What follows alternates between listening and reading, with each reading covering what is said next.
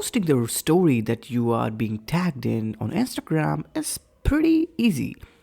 All you need to do is first open your Instagram app, which is very much available on the both Android and app stores. You have to check the DM of yours.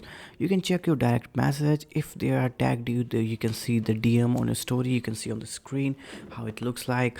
The DM would definitely say add to your story. Just click on that and boom, you can easily now share it to your story. You can even edit your own text and drawing and stickers and emojis, but remember, you can't change the music that they shared in.